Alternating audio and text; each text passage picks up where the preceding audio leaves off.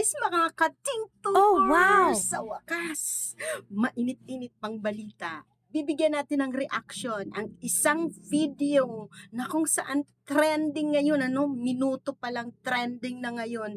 Ang inaasahan natin na magkaroon ng konsensya para magsalita at i-defend niya ang kanyang sarili at para lumabas yung katotohanan kung sino talaga ang utak. Bagamat alam natin mga simpleng Pilipino kung ano talaga yung nangyayari sa bayan natin, sa bansa natin.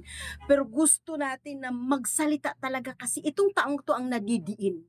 Dahil sabi pa nga niya, ginawa na siyang parakit butas ng gobyerno ito para para matakpan ang kanilang mga kabulastugan at ang totoong ginawa nila sa mga insertion at mga budget ng gobyerno ito. So guys, sabay-sabay natin panoorin para malaman natin ang totoo. Para sa bawat Pilipino, alam ko na buo ang galit ninyo sa akin ngayon. Nauunawaan ko rin kung bakit, lalo na at malaki ang halagang nakataya. Pero bago kayo humusga, hayaan ninyong ipaliwanag ko ang buong katotohanan. Matagal akong hindi nagsalita dahil may direktang utos sa akin. Huwag nang bumalik ng Pilipinas at manahimik na lamang. Umalis ako noong July 19, 2025 para sa aking medical check-up. Nakaplanong bumalik pagkatapos ng SONA ni Pangulo. Pero habang papauwi na ako, tinawagan ako ni dating Speaker Martin Romualdez at sinabihan, "Stay out of the country. You will be well taken care of as instructed by the President." Noon naniniwala pa ako sa kanila, kaya't hindi ako bumalik. Tumikom ang aking bibig, sumunod ako, pero ang hindi ko alam, ang ibig pala nilang sabihin sa aalagaan ka namin ay gagamitin ako bilang panakipbutas sa kanilang kampanya laban sa korupsyon. Ginawa nila akong poster boy ng kanilang sariling kasinungalingan. Ngayon, hindi na ako mananahimik, ilalabas ko ang lahat ng katotohanan. May resibo, may ebidensya, at may pangalan.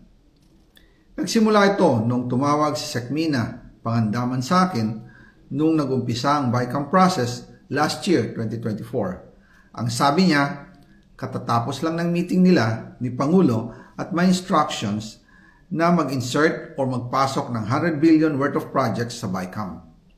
At sinabi pa ni Sekmina, you can confirm with Yusek Adrian Bersamin dahil magkasama sila sa meeting ni Pangulong BBM noong araw na yon. Tinawagan ko po agad si Yusek Adrian Bersamin at tinanong ko kung may instruction nga ba ang Pangulo na magpasok ng 100 billion during their meeting. Ang sabi niya ay totoo nga po. Right after our conversation, tinawagan ko po si dating Speaker Martin Romualdez at nireport ko ang instructions ng Presidente to insert the 100 billion projects. At sinabi niya sa akin, what the President wants, he gets. After ng ilang araw, nag-set po ng meeting si Sekmina Pangandaman at Yusek Adrian Bersamin sa amin ni dating Speaker Martin Romualdez sa Aguado Building in front of Gate 4 ng Malacanang at nandun din po si Yusek Jojo Cadiz.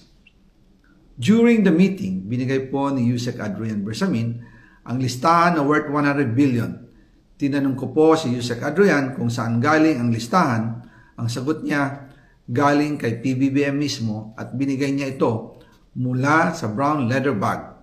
Nung sinabi po ni Yusek Adrian Bersamin yung brown leather bag, naalala ko noong nasa Singapore kami right after the elections of May 2022 sa Hilton Hotel, kami ni dating Speaker Martin and PBBM habang pauwi at pabalik ng Pilipinas, hinabol ng PSG ang brown leather bag at ang sabi ni PBBM, maiwan na lahat, wag lang ang brown leather bag. Kaya naniwala ako na utos talaga ito ng Pangulo.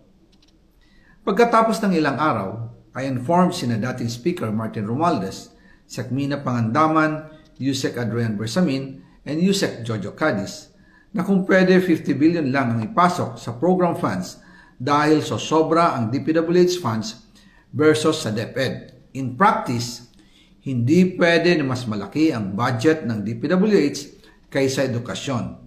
And yung balance na 50 billion, ilagay na lang sa unprogrammed funds for the 2025 budget. Dahil Office of the President din ang nagre-release ng lahat ng unprogrammed funds. Pagkatapos ng isang araw, tinawagan ako ni Sec Mina at sinabi ang mensahe ng Pangulo. Ipasok ninyo yan dahil pinangako na sa akin ni Speaker Martin yan at hindi na pwedeng baguhin. Kumbaga, ang utos ng hari hindi pwedeng mabali. Again, I informed the Speaker and asked clearance about the instructions ng Pangulo. At ang sabi niya, wala tayong magagawa. Kaya po nagtataka ako kung bakit sinasabi ni Pangulo na hindi niya makilala ang budget, samantalang lahat na binawas at dinagdag sa mga ahensya ng gobyerno ay humihingi ng approval sa kanya si Sec Mina Pangandaman. Alam natin na darating ang panahon, hindi kakayanin ni Mr. Saldico ang kanyang konsensya sa mga ipupukol sa kanya na mga salita at pag ipapaako ng administrasyong ito sa kanya lahat. So alam kong hindi niya kakayanan lahat at alam natin mga Pilipino, no? At mga katingtokers, tandaan natin yung mga taong binanggit niya ngayon, no?